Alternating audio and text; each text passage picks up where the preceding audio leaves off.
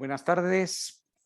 Hoy, 6 de septiembre del año 2022, vamos a culminar el desarrollo y la explicación de la temática correspondiente al contenido programático de la formación del consentimiento en su manifestación de la oferta y la aceptación.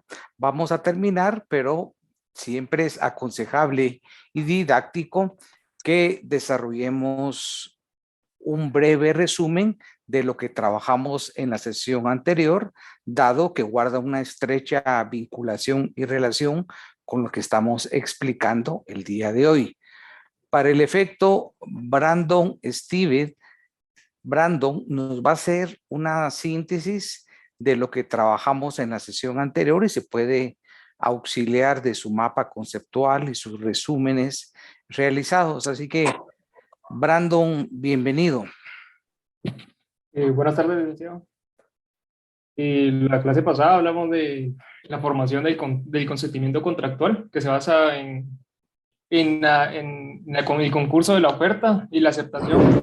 Mirábamos en la clase que la formación del contrato es bien la expresión del consentimiento de una de las partes y con la intención de celebrar un contrato con otra. Mirábamos también las fases del contrato, que era la fase de preparación, la fase de generación, la fase de perfección y la consumación. Mirábamos que la fase de generación es donde se dan los tratos preliminares, de donde las partes manifiestan qué quieren hacer antes de la perfección del contrato. Son como los tratos iniciales que se dan previo a la perfección del contrato. Mirábamos esta fase de perfección, es donde ya se da un momento, o el momento en que se concluye con este proceso formativo que se había dado con la generación y los efectos jurídicos que esta tiene. Y mirábamos también la fase de consumación, que ya es como el cumplimiento del fin que se hizo el contrato, con el que se hizo el contrato. Entonces también mirábamos estas fases, las vimos también la responsabilidad contractual, que es un tema bien interesante porque el Código Civil establece, o bueno, la doctrina establece que estos tratos preliminares siempre van a tener como que una formación o una base jurídica, de que cuando una persona o las partes entablan tratos preliminares, donde una de ellas, que es el oferente, ofertante, no me recuerdo, va a tener la responsabilidad, y si este se niega, o una de las partes se niega, o por determinada circunstancia ya no se celebra el contrato, entonces viene esta responsabilidad contractual, que es que no se va a basar básicamente en como que en los hechos que impidieron para que se formalizara el contrato. Entonces va a caer sobre eso, esa responsabilidad. Por ejemplo, todos los gastos que se pudieron haber generado por ir a hacer el contrato, u otras circunstancias que haya generado esta incapacidad para terminar con la formación del contrato. Y eso es lo que me recuerda. Perfecto, muy bien. Sigamos en ese tema, Brandon. ¿Cuál es la importancia de determinar o establecer el momento en que se perfecciona un contrato? Cuando se da la aceptación de la oferta contractual. De acuerdo, así es, perfecto, pero mi pregunta es, ¿cuál es la importancia? Lo que señalaste de la definición, pero ¿cuál es la importancia? ¿Cuáles son las consecuencias jurídicas de haberse perfeccionado el contrato? Las consecuencias jurídicas de perfeccionar el contrato ¿O cuál es la importancia? ¿Para qué estamos estudiantes? Que las partes se van a sujetar a una obligación. Por supuesto. Van a tener derechos y obligaciones recíprocas. Así es. Que estamos creando un contrato, que están haciendo a la vida jurídica un contrato mediante la perfección, y por lo tanto ya hay un conjunto de derechos y obligaciones de un cumplimiento obligatorio. Es decir, ya sabemos cuál es el marco normativo que le vamos a aplicar, ya sabemos en qué momento se perfeccionó, estamos hablando del tiempo y el lugar. Todo esto por los asuntos que en caso de que hubiera incumplimiento de un contrato, ya tenemos preestablecido cuál va a ser el juez competente, por razón del lugar, por razón de territorio, delimitar la competencia. Eso es importante la perfección. Lo vimos en contrato entre presentes, que es muy fácil determinar cuándo se da la aceptación de la oferta, pero hoy vamos a explicar un tema complejo, que es la perfección en un contrato entre personas ausentes. Quiere decir, entre personas que están ubicadas geográficamente en un lugar distinto. Por ejemplo, tu persona va a realizar un contrato electrónico y el servidor o la casa matriz se encuentra en Praga. Entonces, vamos a estudiar. Ahí ya no es tan fácil determinar en qué momento se perfeccionó, porque las partes contratantes están ubicados geográficamente en lugares diferentes. Es lo que la doctrina le llama un contrato a distancia. Lo que explicamos es entre presentes, pero en esta modalidad vamos a estudiar cuál es la postura que adopta nuestro Código Civil en establecer en qué momento se perfeccionó. Las dudas que vas a tener en este momento es, ¿será que fue cuando yo pagué? ¿Será que cuando recibió la información la entidad vendedora? ¿Cuando tuvo conocimiento?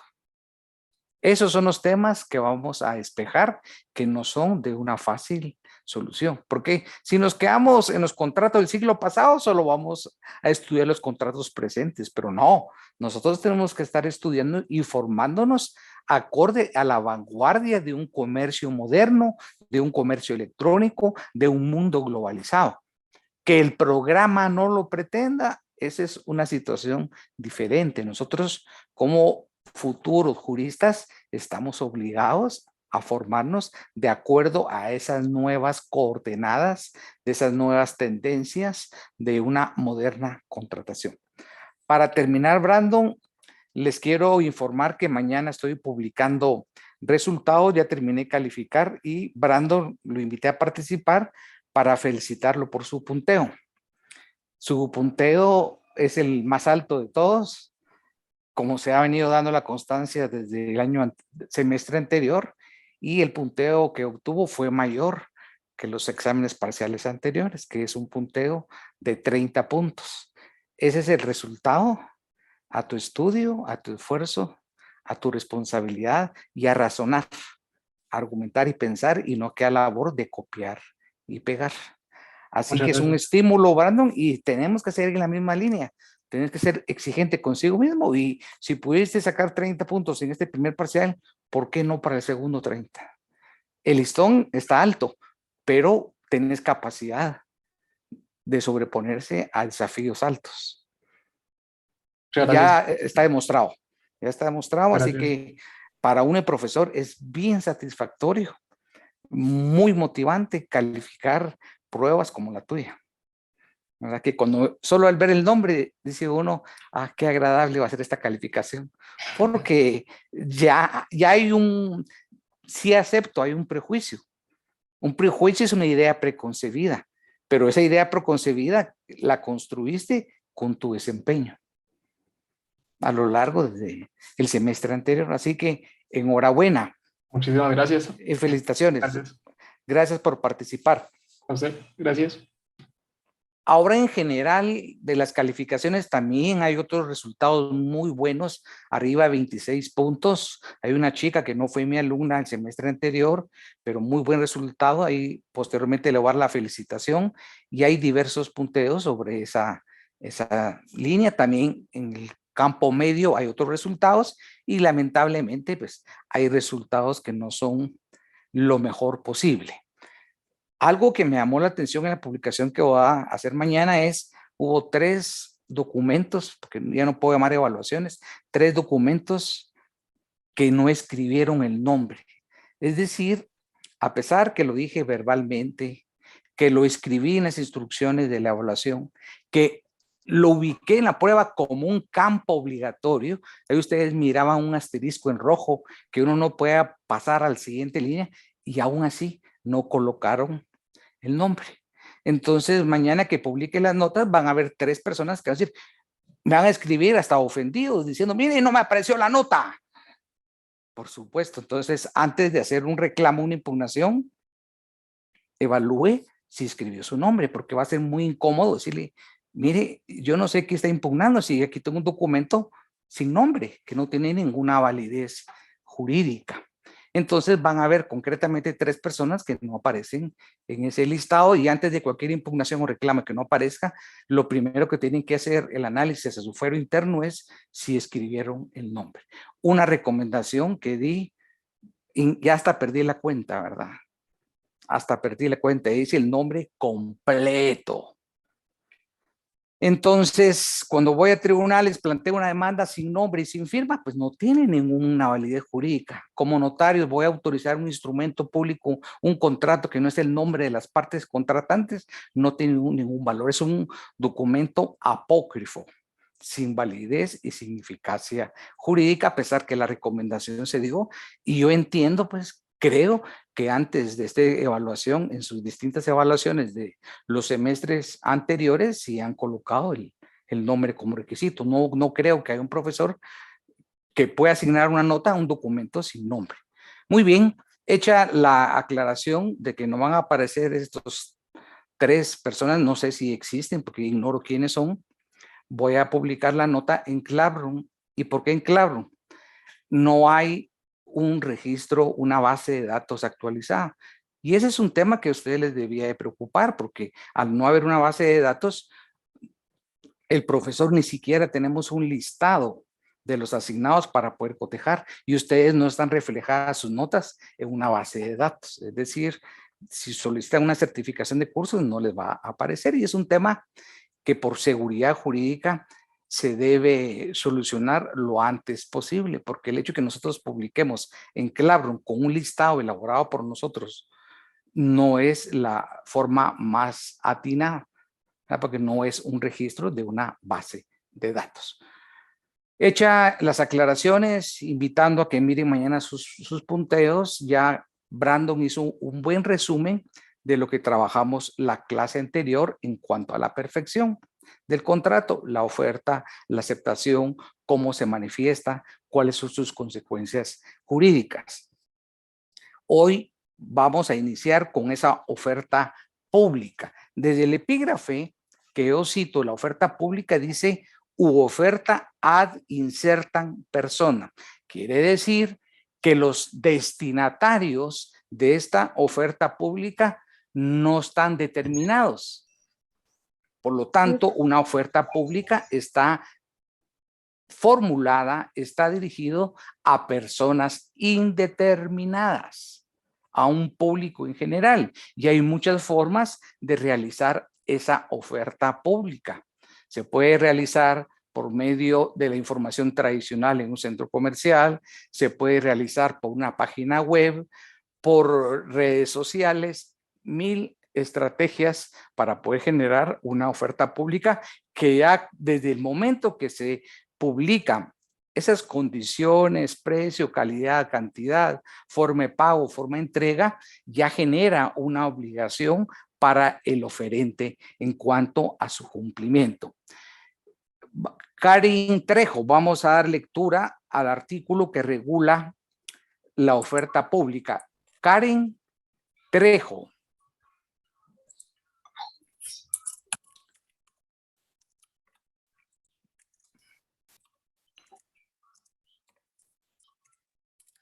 Bueno, si Karen Trejo no está, Juan Carlos Muñoz.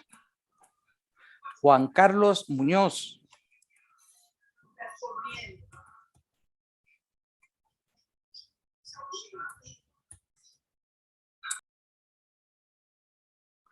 Juan Carlos Muñoz es quienes entran a otros links que abren, pero no está tampoco en clase.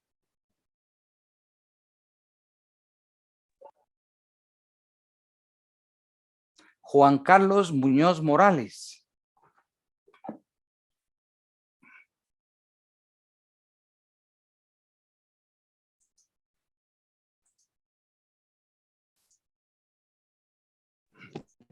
Bueno, y su resultado tampoco es nada halagador del examen parcial.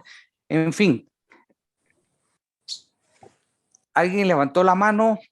Quien levantó la mano puede participar. Doctor, buena tarde. Yo la Bienvenida. levanté. Bienvenida.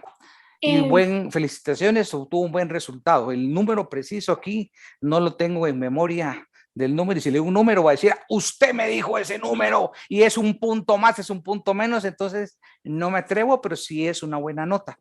La felicito. Muchas gracias, doctor. Creo recordar, voy a hacer una manifestación con derecho a equivocarme por un punto, 25, 26 en ese rango, o 27, pero sí es un buen resultado y la felicito. Muy bien, muchas gracias. No sé, ¿recuerdan qué fallé tal vez?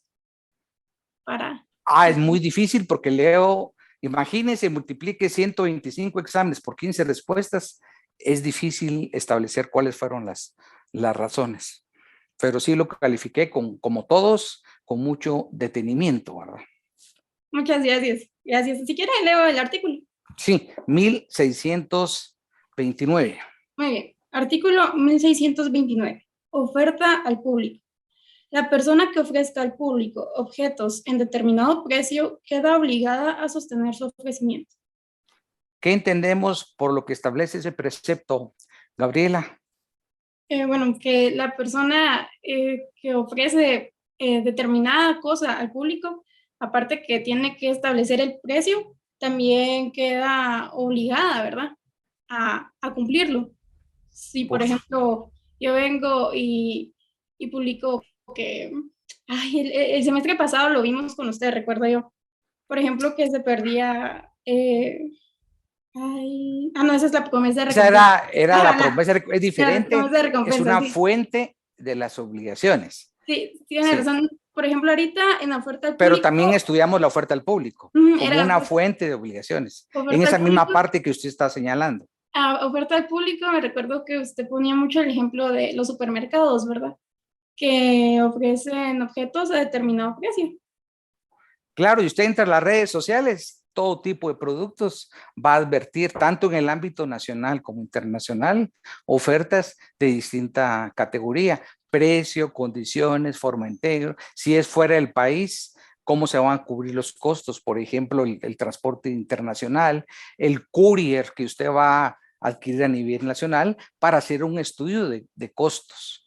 Si va a haber un seguro dependiendo del valor del producto, porque todo eso entra en consideración en los costos y en el precio. De tal manera que si hay una oferta, hay una obligación de respetar los términos y las condiciones pactadas.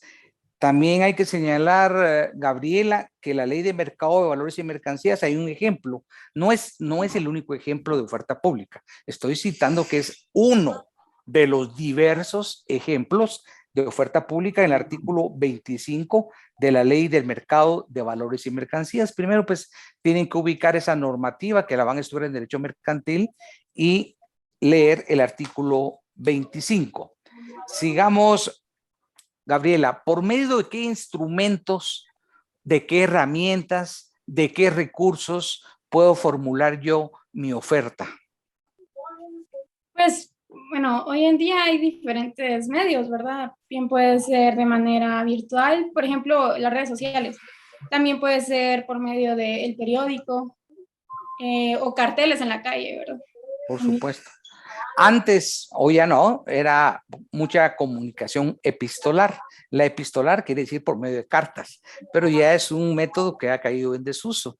Igual antes era por telefax, por teléfono. El Código Civil, que es de 1963, responde a esa forma de realizar los negocios, pero hoy por hoy la mayoría de contratos son a través de medios virtuales, y por eso es que en el derecho comparado existe una ley de comercio electrónico, una ley de firma electrónica. Todo esto, ¿con qué objetivo? También David señala, es otro ejemplo, en la guía telefónica, que antes eran unos grandes libros físicos, que era una consulta casi obligatoria, hoy ha caído en desuso.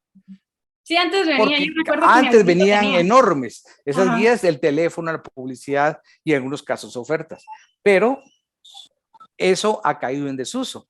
Ya ha sido tanto la fuerza de las redes sociales que incluso usted no tiene comunicación con determinadas entidades, pero como consumidora entra a un habeas data, a un registro de datos que tienen las transnacionales y las nacionales con un capital fuerte. Ejemplo, Y usted sin dar su consentimiento ya forma parte de eso. ¿Y cuál es la consecuencia? Que usted hasta por mensajitos, por Instagram, etcétera, empieza a recibir ofertas. El día de hoy la gasolina tal y tal tiene un rebaja. Pasa a comprar, si a usted le gusta ir a comprar a la pastelería Z, ahí le aparecen sus ofertitas específicas. Pero quien va a dar la causa, es que hay un tema de análisis psicológico que usa el mercado. Y estas bases de datos tienen una tendencia de hacer el estudio de datos, y ese estudio de datos me permite a mí definir perfiles, gustos y consumos. Me voy a explicar. Si usted tiene su cuenta Netflix, no es la misma oferta que tengo yo de las películas. Ahí no es oferta contractual porque ya celebré el contrato. Ahí me están invitando que observe determinadas películas, pero aclaro, ese no es contrato, no es oferta porque ya la recibí. Estoy explicando un fenómeno de consumo, que son las estadísticas y la interpretación de datos. Entonces, si usted tiene su cuenta, le van a aparecer determinadas películas. Si yo tengo, me van a aparecer determinadas películas.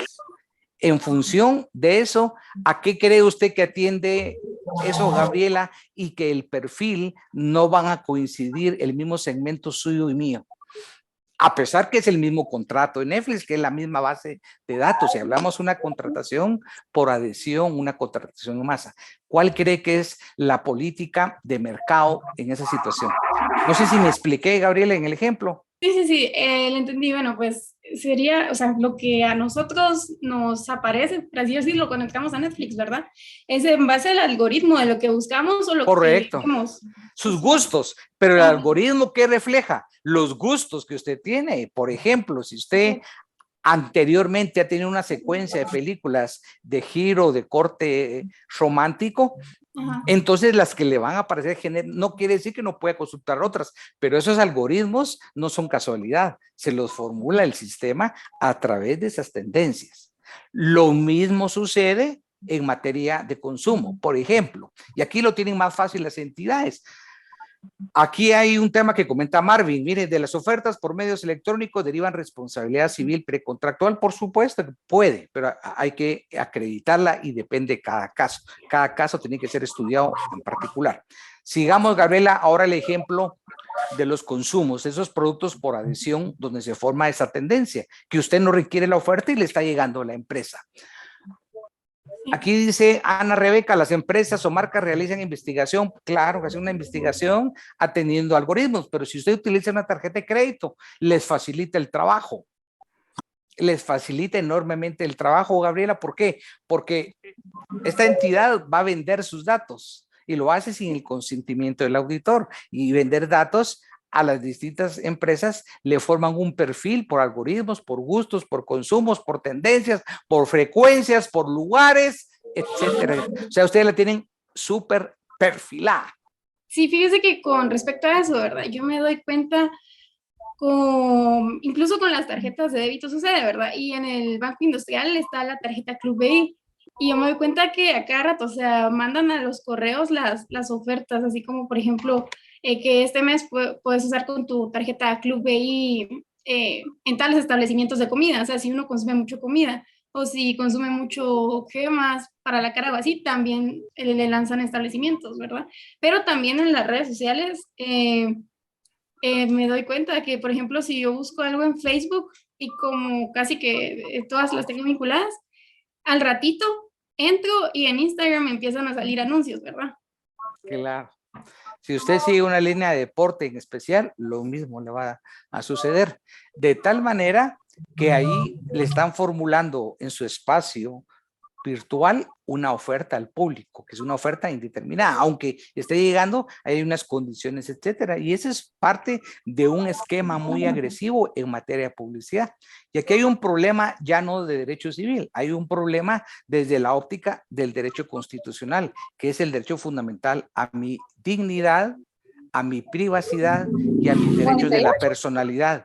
Yo no puedo invadir esa privacidad si no tengo una autorización previa del ciudadano o del consumidor. Sin embargo, el mercado es tan fuerte en el tema de globalización y capital que respeta todos esos derechos fundamentales a la intimidad. ¿Y qué sucede? Que empiezan a bombardearla con mucha información que a usted no le puede interesar. Sin embargo, no es en Guatemala esa situación de esa contratación por medios estandarizados con cláusulas generales y abusivas. Esa es parte de la tendencia de una moderna dogmática. Y lo que tiene que hacer el derecho es responder para buscar esos desequilibrios contractuales y la imposición de cláusulas preredactadas que son dañinas y leoninas para el consumidor. Todo esto surge, ¿por qué? Por la oferta pública, por distintos medios, por distintos recursos. Gracias, Gabriela, por su participación. Vamos a la aceptación. A la aceptación. Ya explicamos abundantemente la oferta. La aceptación que indica una declaración de voluntad de naturaleza recepticia. Ya explicamos también que la oferta, una de sus características es que es recepticia. ¿Qué quiere decir lo recepticio? Y lo repito, que llegue a ser parte del fuero interno, ya sea del ofertante, si hablamos de la oferta, o aceptante. ¿Por qué? Recepticia quiere decir que se puede acreditar que yo recibí, y es tan importante el término recepción que lo vamos a estudiar en unos minutos cuando expliquemos la teoría que sigue nuestro Código Civil entre contratos entre ausentes, entre personas ubicadas geográficamente en lugares distintos. De tal manera que esa naturaleza de la aceptación debe ser recepticia. Y la aceptación debe estar precisamente dirigida y concordante con la oferta. Repito, debe estar precisamente dirigida y plenamente concordante con la oferta. Teresita Ortega. Teresita Ortega. Invitada a participar.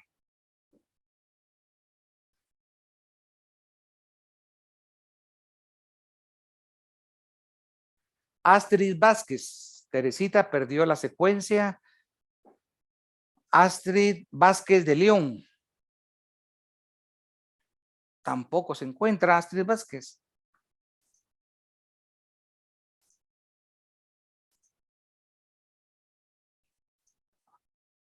Aurea Canec Moro. Aura Canec Moro. Aura María Canec Moro. Bueno, tampoco se encuentra.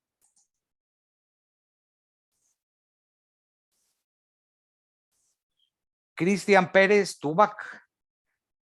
Son dos hermanos que los vi trabajando de forma independiente, individual, gracias a la cámara.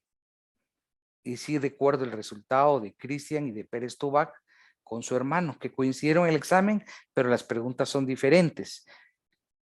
Y no es un resultado satisfactorio. Cristian Pérez Tubac.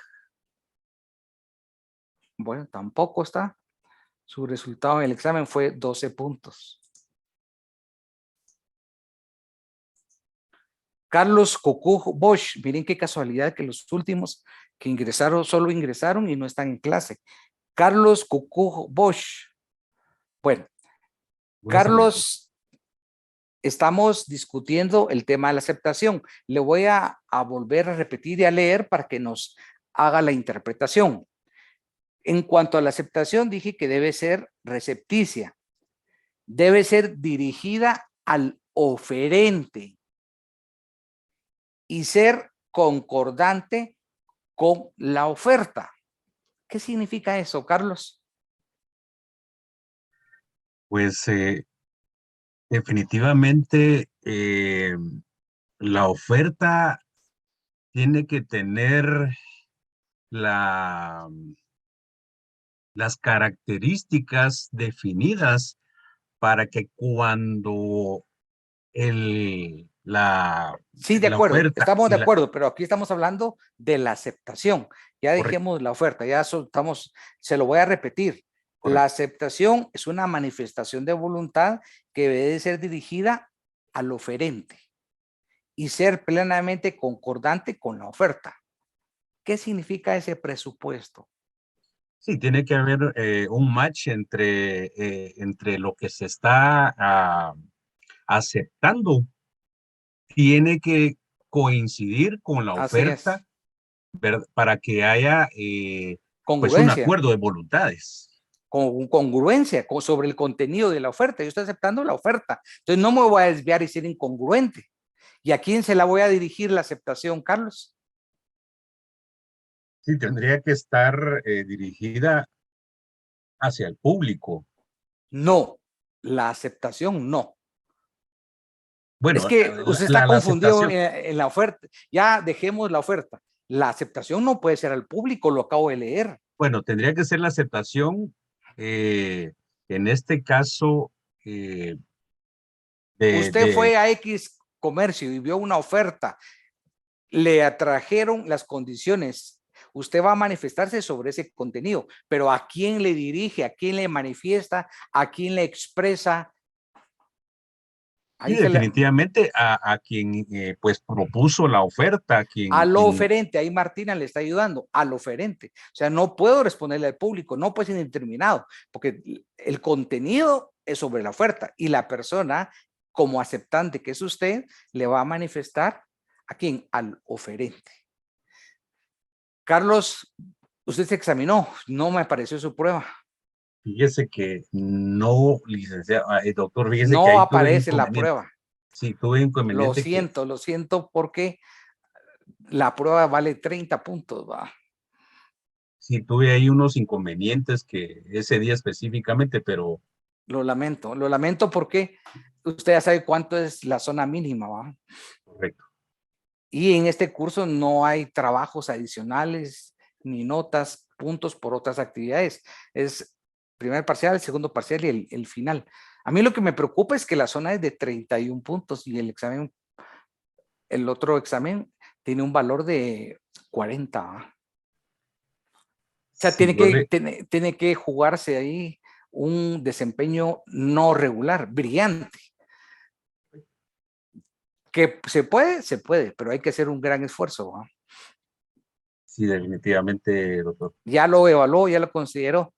Sí, eso es lo que, Sí, pero fueron causas externas ahí que de fueron, acuerdo. Yo solo le estoy haciendo la reflexión que sí, la zona claro, mínima es 31 y lo explico aquí porque a pesar que digo que no hay trabajos extraordinarios, se formulan peticiones cuando no se llegó a la zona mínima, ¿verdad? Y muchas veces fundamentado en falacias ad misericordia, pues, que no son atendidas porque el reglamento es claro. En mi curso hay 2 evaluaciones, 70 puntos y quien llegue a la zona mínima, pues derecho al examen final, pero no hay trabajos de ninguna naturaleza y lo repito, lo anoto por escrito y a pesar de eso, cuando no se llegó a la zona mínima, hasta ese momento le ponemos atención, pero espero que no sea el caso suyo porque usted tiene oportunidad todavía sobre un examen que no hay trabajos, es una evaluación sobre 40 y debe tener un desempeño no bueno, óptimo. Así que toda la carne al asador, Carlos. perfecto, doctor. Gracias por su participación. Gracias. Hay una definición muy sencilla de lo que estamos explicando con Carlos en cuanto a la aceptación. Es aquella declaración o acto del destinatario de una oferta que manifiesta su conformidad con esta.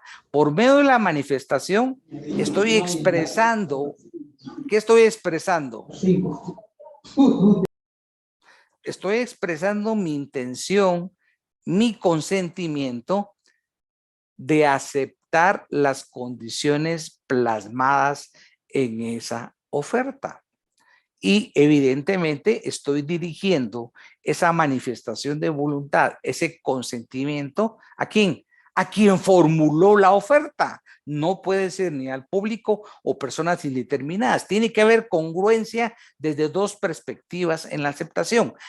¿Quién formuló la oferta? A ella lo voy a manifestar.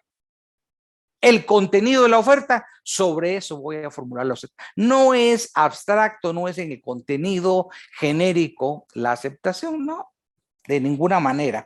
Repito la definición de aceptación: aquella declaración o acto del destinatario de una oferta que manifiesta su conformidad con esta. ¿Y cuál es esta? La oferta. Muy claro el tema de la oferta. Y el 1527 establece una excepción bien importante. Claudia Monroy Soyoy. Claudia Monroy, ¿puede conectarse? Si no está Claudia Monroy, de una vez Celi Hernández. Ah, sí, sí está Claudia Monroy. Conectemos micrófono y cámara. Buenas tardes, doctor. Bienvenida, Claudia. En relación al 1527, una lectura muy despacio, enfatizando las comas, no cambiemos palabras, letras, y posteriormente lo vamos a discutir. Artículo 1527. Se considera inexistente la aceptación si antes de ella o junto con ella llegare a conocimiento del oferente la retractación del aceptante. Muy bien. Interpretémoslo, Claudia. Si usted quiere, lo vuelve a leer despacio antes de explicarnos. Creo que es aconsejable que lo vuelva a leer. Así va ordenando su razonamiento. Artículo 1527. Se considera inexistente la aceptación si antes de ella o junto con ella llegare a conocimiento del oferente la retractación del aceptante. La pregunta que yo le haría es, ¿en qué casos se considera inexistente la aceptación? En el examen podría venir la pregunta, explique y señale en qué caso es inexistente la aceptación formulada. Es decir, la aceptación aquí, Claudia, ya se verificó, ya se consumó. Pero a pesar de que ya se aceptó la oferta, la normativa establece que es inexistente. Pero tienen que cumplirse lo que establece esas premisas. No solo es inexistente así de automático, de fácil, de sencillo. No, es inexistente. ¿Por qué? Por A y por B. Que la misma norma lo ordena. Vuélvalo a leer, Claudia. Si antes son 2 líneas, nada más. Le voy a repetir la pregunta y se la voy a hacer muy clara y precisa como el examen parcial. ¿Qué debe suceder para que la aceptación se califique como inexistente? Por lo que logro entender de que no se vuelve inexistente la aceptación cuando el oferente como que llega a tener conocimiento que el aceptante quiere retractarse de realizar o llevar a cabo el contrato. La aceptación. Repítame despacio, que no le capté su idea. Repitamos. Bueno, se considera inexistente la aceptación cuando llega el oferente, tiene conocimiento de que el aceptante quiere retractarse de su declaración de voluntad. ¿Qué significa retractarse? Que ya no, como que ya no acepta las condiciones de la oferta. O si usted quiere utilizar un sinónimo, retractarse, revoca la aceptación. Pero quien está revocando la aceptación es el destinatario de la oferta, no es el ofertante. Estamos claros en eso, ¿verdad? Usted lo explicó bien. Usted no confundió los sujetos. Yo lo que estoy haciendo es subrayar bien que quien se retractó es el aceptante. En otras palabras, ¿quién es aceptante, Claudia? El destinatario de la oferta, quien recibe la oferta. Usted es el consumidor, pues, el deudor. Esos son los sinónimos del aceptante. Entonces, por ABC de razones, a tiempo revoca, pero tampoco es cuando él quiera. Dice, si antes de la aceptación o junto con ella. Usted no mencionó otro elemento que es de orden temporal. Es decir, la retractación, Claudia, como aceptante, la puedo expresar cuando yo quiera. No, licenciado. ¿En qué momento debe hacerse? ¿Antes de la aceptación ¿Sí? o junto con ella? Como Bueno, lo si dice ya la- después de realizar la aceptación, ya ya no no. se puede. ¿Verdad? Porque se imagina la incertidumbre que generaría eso, la falta de seguridad y la falta de certeza. Entonces, en el derecho hay dos principios que los he mencionado y los vuelvo a repetir. Hay formas y hay tiempos. Formas con determinados requisitos para cada caso específico y tiempo el que la ley establece. Y aquí la aceptación se verificó, pero hay una retractación y la retractación se tiene que manifestar por el destinatario aceptante en el momento de la aceptación junto con ella o, que dice la norma, antes de ella o junto con ella. Antes que ella va a ser muy difícil, pero por lo menos ya lo había aceptado junto con ella, viene una inmediata revocación, pero no es dejar pasar el tiempo ad eternum. Ad eternum quiere decir vitalicio. No, hay un tiempo. Pero si no se cumple con ese tiempo, ¿qué sucede? El contrato se perfeccionó y la aceptación se tiene por válida y si aceptó usted la oferta, es válida, no hay retractación por no hecho en la forma y en el tiempo. Claudia, ¿se dio cuenta cómo es que una norma de 2 líneas, toda la discusión, la profundidad, que no es fácil entenderla? Ahora, cuando es para el Sí, examen, ¿cuánto tiene que leer uno? Y no basta con leerlo 2, 3 veces. Hay que entender el rol de los sujetos, a quién va dirigido, la forma, etcétera, para llegar al final. Cuando yo pregunto diferencias, es lo más difícil. Porque en el examen, entre paréntesis, cuando yo ponía, se escriba 2 diferencias y las numera. Y entre paréntesis, ¿qué ubiqué, Claudia? Algo que dije verbalmente muchas veces en clase. ¿Qué puse entre paréntesis en el examen? Cuando pedí diferencias. Haga memoria. ¿Usted se examinó? Sí. Ah, entonces sí tiene que recordar. Adán le está ayudando. ¿O no leyó? ¿Usted no leyó instrucciones? Bien, doctor, sí lo leí. No tengo el listado aquí porque quisiera ver cuánto sacó en el examen. Pero si no leyó eso, escribió usted definiciones entonces. No, licenciado. Fíjese que lo que hice fue poner de mis definiciones, o sea, lo que yo entendí. Pero sobre la sus pregunta es clara. Oiga la redacción.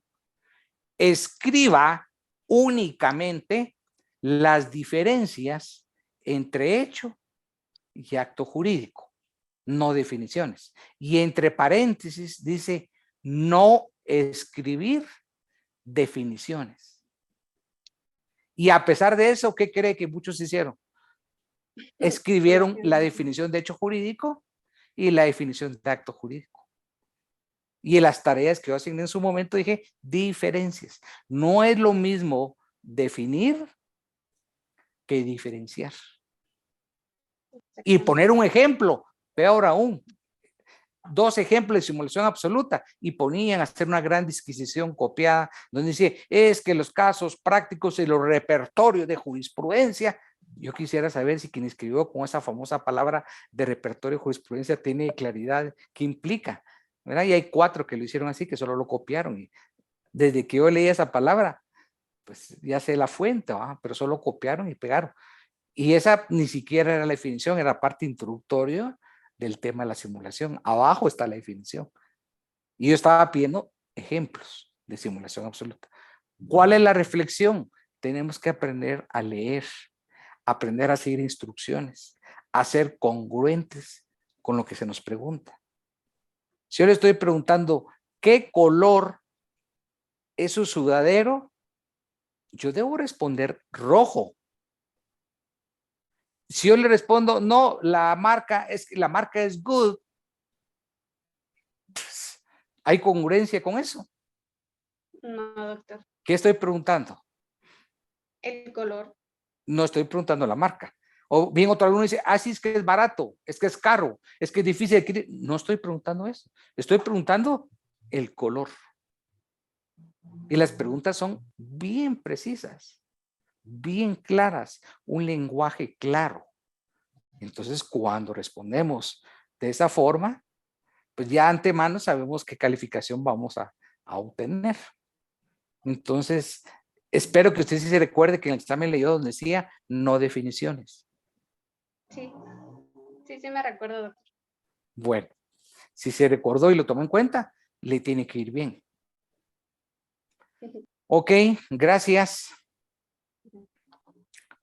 Para terminar, vamos a hacer un ejercicio muy importante con una norma para determinar cuál es la teoría que sigue nuestro Código Civil en cuanto a la perfección del contrato entre ausentes. Entonces necesito una voluntaria o un voluntaria para que hagamos el ejercicio, tengamos el diálogo que va a ser ilustrativo para todos. Es los criterios de determinación del momento en que se perfecciona el contrato entre ausentes o contrato a distancia. Bueno, ¿quién va a participar? Hay muchos que nunca han hablado y Martina se le ve una cara de felicidad, ávida de participar y la felicito por esa valentía. Y aquí estamos para generar aprendizaje.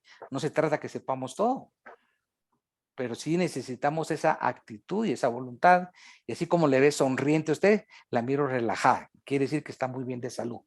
En recuperación, pero muy bien y enhorabuena. Vamos a hacer un ejercicio bien importante que está en el texto, por si usted lo quiere ver a partir de la página 386. El título dice criterios de determinación del momento en que se perfecciona el contrato entre ausentes o contrato a distancia. Ya al inicio de la clase puse ejemplo de contrato entre ausentes o contrato a distancia. Asumamos que Martina tiene aquel buen principio de invertir en textos para ir formando su biblioteca, porque no puede ser una buena jurista si no tiene la inversión de su biblioteca y hace una inversión semestral. Ella planifica aparte su presupuesto para 1 o 2 libros para ir generando esa cultura jurídica y cuando esté en el ejercicio de la profesión le sirven de consulta. Entonces va a contratar con una editorial española porque es un ordenamiento el que influye en nuestro sistema similar y las diferencias son pocas. Sin embargo, busca un buen autor y va a comprar el libro. Ahí le ofertan si quiere un libro físico o si quiere un libro electrónico que es pagado y tiene sus códigos de encriptación. Celebra con la editorial X, ya sea de Madrid o de Barcelona, se sube al carrito, a la opción que le aparece ahí el carrito y lo incorpora, después le aparece el pago electrónico por medio de su tarjeta electrónica, se perfecciona el contrato, la oferta ya la tenía en la página web de la editorial, libro, hasta le aparece un resumen, páginas, autor, qué edición corresponde, una información del texto, precio y hasta los gastos de envío si lo va a pedir físico y si es electrónico, por supuesto, no. Tiene todas las condiciones, le parece un buen precio y acepta. Paga con su tarjeta, se perfecciona el contrato y va a recibir la información. Más rápida si es electrónica, un poco más tardado si es física, si a ella le gusta tener en papel los libros. Perfecto. Lo que vamos a estudiar aquí en este momento y la solución que nos da nuestro Código Civil que en 1963 no existía esta modalidad de contratación. O sea, vamos a darle una solución a que el código no se la brinda de una forma taxativa, típica, porque no existía en 1963 Internet ni los contratos virtuales, pero el hecho de que en el código no existe esa modalidad no justifica que en el programa de estudios no esté o que yo no tenga la obligación de actualizarlos. Sería interesante que ustedes compararan con otros compañeros que están estudiando ese tipo de contratos, ¿verdad? Pero estamos poniendo el ejemplo del libro y hay una cantidad de bienes de todo tipo objeto de la contratación electrónica. Puedo comprar un vehículo, puedo comprar un yate, puedo participar en la bolsa de valores, puedo comprar productos químicos, un amplio etcétera. Es más, me atrevo a decir que hoy en el comercio electrónico es más la cantidad de dinero que se mueve que en los contratos tradicionales. Y eso genera ofertas 24 horas al día, 365 días, menos personal, más seguridad jurídica, trabajar con servidores, hasta va desplazando al elemento humano en esos procesos de contratación paulatinamente. Bueno, antes de que nos ayude Martina, voy a subrayar donde se define qué es el contrato a distancia. Ya brindé ejemplos. La directiva del Parlamento Europeo define el contrato a distancia de la siguiente forma.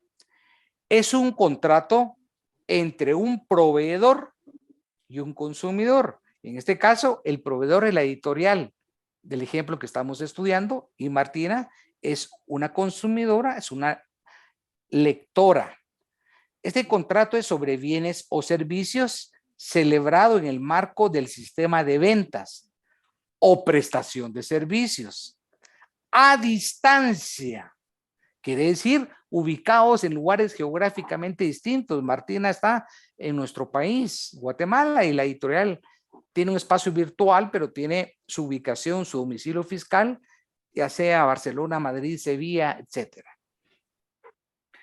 En este caso, el proveedor organiza el aspecto virtual para que dicho contrato utilice exclusivamente una o más técnicas de comunicación a distancia, en este caso por medios electrónicos, hasta la celebración del contrato, incluido la celebración del propio contrato. Entonces, en esos contratos a distancia hay una técnica de comunicación a distancia. Todo medio que permita la celebración de un contrato entre un consumidor y un proveedor. La característica es que no hay presencia física simultánea del proveedor y consumidor. Martina no está contratando contra el representante legal de la sociedad hispalense, por ejemplo. Está contratando con un servidor y con una página virtual, pero no por eso deja de ser eficaz la oferta y la aceptación que va a formular. ¿Y qué más que con el pago para una aceptación explícita que está formulando Martina? Pero aquí vamos a entrar a ver en qué momento se perfeccionó, porque puede ser que si le mandaran el libro a Martina, quien preparó el paquete, se equivocó de título y le mandaron otro libro. Entonces hay un incumplimiento contractual. O el libro electrónico que le mandaron era otro. Aquí viene importancia, Martina, ¿cómo voy a hacer valer mis derechos como consumidor? Y aquí cobra importancia en qué momento se perfeccionó, a partir de qué momento surgió el contrato y hay un conjunto de derechos y obligaciones. Hasta hay un contrato por adición establecido. ¿Cómo debe responder el proveedor frente a este consumidor? Entonces, Martina nos va a leer más adelante, pero es aconsejable que yo explique esas teorías que rigen en cuanto a la perfección del contrato entre distantes. Voy a explicar rápidamente las teorías y cuando hagamos el ejercicio con Martina, viene lo más difícil. Vamos a decir, y es lo que más nos interesa, ¿cuál de las teorías que voy a explicar adopta nuestro código? Es lo que más nos va a interesar, no para el examen, para la vida profesional, porque es nuestro ordenamiento el que estamos estudiando, con efecto comparativo, por supuesto, para ensanchar un horizonte referencial, pero es obligatorio conocer lo que establece nuestro código. Rápidamente, antes de que intervenga Martina. La primera teoría de la emisión o la declaración. ¿En qué consiste esta corriente? La corriente que explica la perfección de los contratos a distancia en función de la emisión o la declaración concreta, que el contrato se perfeccionó desde el momento que yo formulé la aceptación de esa oferta. Es decir, cuando existe la conjunción, entonces la emisión o la declaración de la persona. ¿En qué momento viene Martina y emitió esa voluntad? Es decir, la teoría de la emisión no hace hincapié al carácter recepticio, al carácter de recepción. No, no está hablando de carácter recepticio la teoría de la emisión. Está señalando que va a perfeccionarse cuando el destinatario emita su declaración de voluntad. ¿A quién? A quien debe dársela a conocer, en este caso Martina, a la editorial. Esa es la teoría de la declaración de voluntad. Cambiemos de teoría. La cognición. La teoría del conocimiento o de la información señala que el contrato entre ausentes se perfecciona cuando las partes tienen conocimiento de la aceptación y la oferta. Aquí vamos a una decisión legislativa que establece el conocimiento. Por ejemplo, el Código Civil italiano establece para determinar el momento de conclusión del contrato. Conclusión es celebración del contrato. Acoge la teoría del conocimiento en su artículo 1326. Esa es la teoría del conocimiento. La siguiente teoría, tercera teoría, la expedición o remisión. La teoría de la expedición es el contrato entre ausentes se va a perfeccionar al momento que yo expedí, que yo envié la aceptación de esa oferta. Por supuesto, esta teoría es totalmente insuficiente para poder acreditar el momento de la perfección. Teoría cuarta, la recepción. El ámbito de perfección del contrato aquí se va a ubicar sobre el momento de la aceptación de la oferta. Es decir, la llegada es la condición que hace efectiva la declaración de voluntad. Pero esa palabra llegada al destinatario, ¿cómo la vamos a entender? Como el acogimiento del criterio de la recepción. Llegada igual a recepción. Por lo tanto, nosotros vamos a establecer qué establece el Código Civil después de explicar estas características en el 1523. Para ello, primero vamos a darle una lectura, una aproximación conjunta al 1523, por favor, Martina, y después nos vamos a detener a leer cada uno de esos elementos. ¿Cuál es la duda que tenemos que despejar todos? ¿Cuál es la teoría que adopta nuestro Código Civil? ¿Cuál es la teoría que sigue el Código Civil en cuanto a la perfección del contrato entre ausentes? Ese es el planteamiento del problema. Ya tenemos clara la hipótesis y ahora lo que vamos a hacer es despejarla con un criterio analítico. Por favor, Martina, despacio. Bueno, artículo 1523. Cuando la oferta se haga a persona ausente, el contrato se forma en el momento en que el proponente recibe la contestación de aquella dentro del plazo de la oferta. Si la oferta se hiciere sin fijación de plazo, el autor de ella quedará ligado durante el tiempo suficiente para que la contestación llegue a su conocimiento. Complejo, ¿verdad, Martina? No es fácil encontrar la respuesta. Sí. Le voy a ayudar. Leyendo. Aquí no hay una teoría nada más. No, sí, estaba leyendo el libro en la doctrina, en donde usted explica eso acerca del criterio que sigue nuestro Código Civil y según su planteamiento sigue la teoría de la recepción en la primera parte. Exacto, muy bien, vamos bien. Ahora, perfecto. Dice la primera parte. miremos hasta dónde llega esa teoría de la recepción.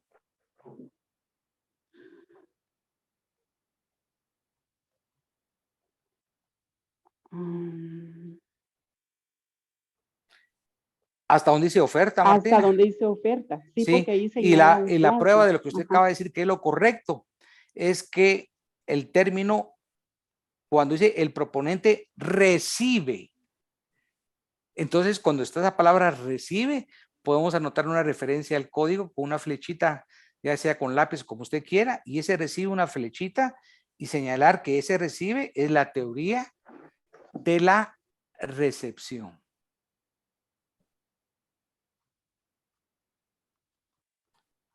Ese es aplicable al supuesto en el que se haya fijado plazo de la oferta. Es decir, en el primer párrafo del 1523, donde dice proponente recibe, está adoptando el Código Civil la teoría de la recepción. Sin embargo, vamos a ver lo que va a leer ahorita Martina. No continúa con esa tesis. La parte que va a leer ahorita Martina, a partir de donde dice sí la oferta. Por favor.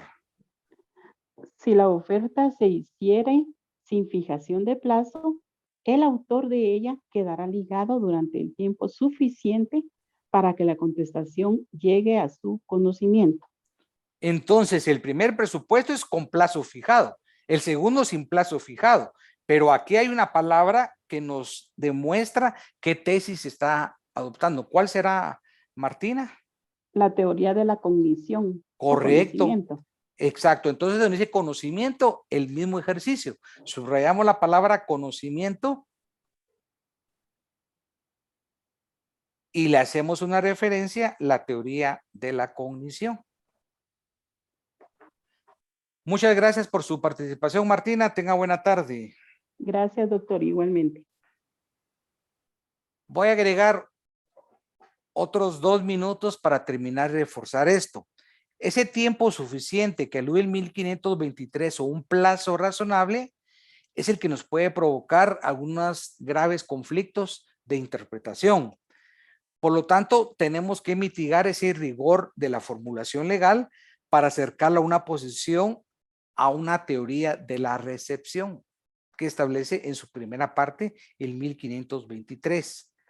Así interpretamos que el comportamiento negligente del destinatario de la aceptación impida ese conocimiento. Entonces, no es rígido la postura que adopta el código, pero debemos, tratando bajo esa interpretación del tiempo suficiente, matizar, relativizar la teoría de cognición y ubicar esa interpretación del primer párrafo a la teoría de la recepción. Entonces, vemos que no es una postura químicamente pura del Código Civil en esa razón. Hay algo que es importante, ya establecimos el momento de la perfección del contrato, según el 1523, que es un estudio analítico y de espacio. Vamos a ver, Andrea Brand.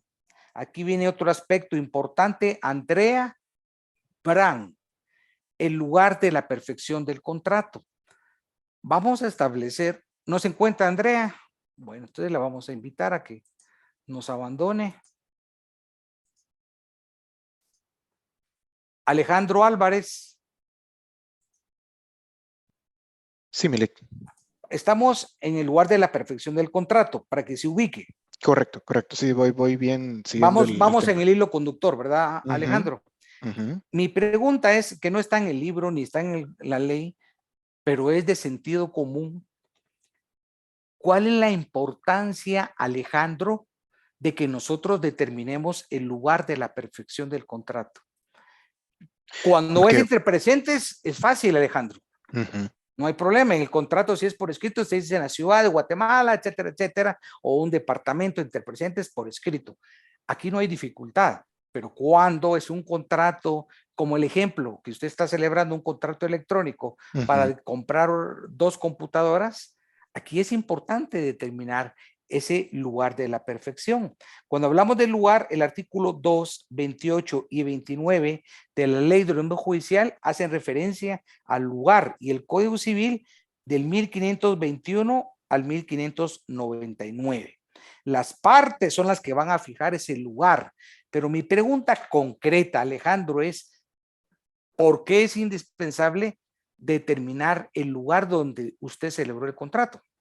Sí, quiero compartirle el tema de que también he tenido experiencia en contratos de mercancía, cuando se habla de tipos de logística. Y es importante por el tema de impuestos, específicamente porque hay en ciertas regulaciones, en ciertos países, impuestos distintos, en donde uno incluye en los contratos el tipo de aranceles que se va a estar pagando, hasta qué punto llega a ser responsable el comprador y el vendedor, de qué punto en adelante va a ser responsable de traslados, impuestos, precio fijado. Entonces, más que nada, yo creo que es por el tema de impuestos, Lick, donde es Esa es una importante. razón importante y válida. Perfecto. Pero hay otra razón. Y tiene razón, Alejandro, porque en la contratación no solo nos va a interesar el aspecto tributario. Y aquí esto que estamos hablando, aclaro, no lo voy a preguntar en el examen, pero es parte de la cultura el quehacer de nosotros, porque si no después Alejandro van a decir, en el examen habló Alejandro y el catedrático de contratar y venía el examen. No, eso lo vamos a De hablar porque términos de en compraventa, términos de Incoterms, Lick. no, pero es parte de esa Bueno, cultura. No pero conformarnos con lo que tiene lo poquito sí, el programa. Usted es citó algo cierto. muy importante y voy a agregar yo otra relevancia. El tema de Alejandro es determinar, aquí está claro, de Carlos Cujú, nos está aportando Carlos B, la competencia del juez. Esa es otra razón. Porque en el caso de incumplimiento, Alejandro, Exacto. y ahí voy a llegar después a la competencia, pero solo voy a reforzar lo que usted señaló acertadamente. En ese sentido, el tema tributario es fundamental, poder establecer el lugar por el principio de la aplicación del derecho tributario, y eso lo van a establecer en el propio contrato. Otro aspecto práctico, establecer el lugar, es los famosos Incoterms que establece nuestro Código de Comercio, totalmente obsoleto de 1970. O sea, 1970 versus, Carlos, 2022, los negocios han cambiado diametralmente. Entonces, los que son compraventas internacionales de mercadería, que Guatemala en el 2018 ratificó ese convenio, ¿qué sucede? Ya soluciona esa problemática, que lo que hay, Carlos, es el riesgo en la transmisión de la mercadería. Si es por avión, si es por barco, si es por tierra, ¿qué va a pasar si se pierde, si se daña? ¿Quién va a ser el responsable? ¿Vendedor, comprador? ¿A partir de qué momento? ¿Dónde lo va a ubicar? Toda esa transmisión del riesgo lo establece. Y aquí va vinculado a otro elemento mercantil, Alejandro, el contrato de seguro que va a llevar este tipo de Incoterms congruentes con la... Es un todo. En la contratación no vamos a ver solo la compraventa aislada, ahí va un conjunto de elementos. Es decir, todo esto va a establecer cláusulas también, que no van a ser cláusulas de decir, por ejemplo, en Guatemala compramos que generalmente estos contratos no se va a establecer la competencia de las partes por el lugar. Las partes en estos contratos, en la mayoría de casos, como es ejercicio de autonomía de la parte, van a establecer un arbitraje internacional. Entonces, ahora, si no se establece y el lugar se tiene por Guatemala, por supuesto, pero si el contrato donde se celebró fue en otro país, tenemos que sujetarnos a la jurisdicción y a la competencia de ese país. Pero en la práctica mercantil es lo que se llama la lex mercatoria, los usos y las prácticas del comercio internacional, vamos a celebrarlo por un arbitraje, ya sea un arbitraje, un arbitraje nacional o un arbitraje internacional. Si alguien me diría, es que Guatemala no puede participar en un arbitraje internacional porque es un tema costoso, imposible, le quiero explicar a alguien que eso es una práctica en los contratos que celebra el Estado de Guatemala, por ejemplo, en materia energética. Con Iberdrola, ese es uno de tantos ejemplos, no es el único. Iberdrola se estableció que en caso de incumplimiento sí va a dirimir la arbitraje CIADI, que es con sede en Washington y una sucursal en Nueva York. Y el arbitraje internacional no es un juicio tradicional, es un juicio bajo ciertos parámetros de especialistas donde se juzga con celeridad, con sentido común y por especialistas en la materia. Pero eso es para resolver las controversias en atención a un lugar y cláusulas de arbitraje. También en Guatemala hay cámaras de arbitrajes y hay reglamentos específicos que regulan ese procedimiento, que ya no es aplicar el Código Procesal Civil Mercantil. Es importante el lugar porque ahí se va a establecer esa competencia, no solo en caso de incumplimiento, en necesidad que tengamos que acudir a un juez o a un árbitro de interpretar una cláusula, Alejandro, una cláusula que se redactó de una forma ambigua, obscura, confusa o contradictoria. Necesitamos que el árbitro o juez fije el sentido, el alcance y las consecuencias jurídicas de esa cláusula. Pero esto estamos hablando de una contratación internacional. Y si a eso le agregamos, Alejandro, que la complejidad de la contratación internacional en la mayoría son contratos atípicos mercantiles, que no están regulados ni en Código Civil ni Código de Comercio, es más importante esa tarea de interpretación del contrato. Por ejemplo, el contrato de llave en mano, que tampoco es objeto de examen. El contrato industrial, usted sabe que esas carreteras, complejos eléctricos, etcétera, implica no solo la construcción, proveer material, calidad, termina la entrega llave en mano y literal, es metáfora, es entregarlo funcionando y no me va a bastar. Me va a bastar que esa planta eléctrica todavía en mi contrato de llave en mano, que es un contrato de obra, más servicios, más asesoría, más mantenimiento, todavía me quede 3 años dando asesoría a los que la van a administrar. Yo quiero contratar un hospital ya funcionando. Por supuesto, bajo ciertos parámetros, ese es control de eficiencia y es contra la corrupción. También con carreteras, pero hay términos muy precisos. ¿Y a quién se va a contratar? A una transnacional que es experta en eso, que no ha hecho una termoeléctrica, por ejemplo, no ha hecho 100 a lo largo del mundo bajo reglas y compromisos internacionales en materia contra la corrupción, reglas de transparencia. Esa es una contratación frecuente por parte de estados, donde aquí convergen un contrato multitécnico, pero Alejandro tiene la culpa que nos hemos metido a hablar de eso porque tocó un tema sumamente importante. Es que, mire, a veces parecen obras de arte y la gente que no entiende derecho no No, sabe todo lo que conlleva un así es, contrato simple. así Pero es. sí, para no irnos tan fuera, porque como estábamos hablando de computadoras vía electrónico, Así o es, sea, por eso le digo yo, el tema de impuestos, uno puede así tener es. problemas súper serios y graves y ya ve que con el tema de la SAT, Dios me guarde, usted puede ser el hombre más buscado. Sino Entonces, que lo diga Messi, Shakira, Neymar, etcétera. El tema, bien tema interesante el estudio, tributario, tema tributario y el rigorismo. Muy estrellas, pero el cumplimiento de normas. Entonces, interesante. Y aquí no hay tiempo para discutir cómo se utilizan los paraísos fiscales, ¿verdad? Por ejemplo, sí, Andorra es un lugar específico porque la política de Estado, Andorra es un Estado independiente que es más pequeño que Misco, por ejemplo. No recuerdo si tiene 200,000 habitantes, es un lugar, es un paraíso para esquiar, pero está ubicado geográficamente en medio de Barcelona, España, y de Francia. Pero el atractivo, que es un reinado, es una provincia donde hay reyes, donde es el único país en el mundo donde el rey es un civil electo y un representante de la Iglesia Católica. Y la explicación es histórica. Pero ¿qué sucede ahí? Es una zona turística y ustedes siempre que escuchen Andorra, como las Islas Caimán, etcétera, van a hablar de paraísos fiscales, porque paraíso su fiscal. política fiscal, ¿cuál es? Generar beneficios fiscales de distinta naturaleza. Entonces, muchos negocios de Europa se van a realizar Andorra, precisamente por lo que vamos a establecer. Pero lo que viene el derecho a fiscalizar aquí es las fronteras con los actos simulatorios y con los actos en fraude de ley. Porque puede un fraude de ley en materia tributaria. Nosotros lo tenemos regulado en el artículo 4 de la ley del organismo judicial. Hasta los youtubers, los líderes de comunicación en Europa están viviendo en Andorra porque le genera un 10% de impuestos a sus actividades, mientras que el resto en Europa pagan más del 40% del tema tributario.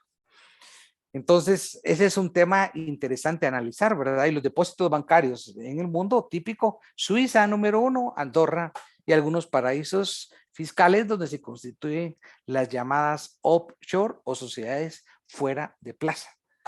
Y lamentablemente en derecho mercantil nunca van a tocar esos temas que estamos explicando el día de hoy. Ya será la formación de cada uno al individual si quiere estar actualizado en esa contratación internacional. Buena participación, Alejandro, que tenga buena tarde. Igualmente, Buenas Bill. tardes a Gracias. todos. Hasta luego. Feliz tarde, doctor. Buenas tardes. Feliz tarde, doctor.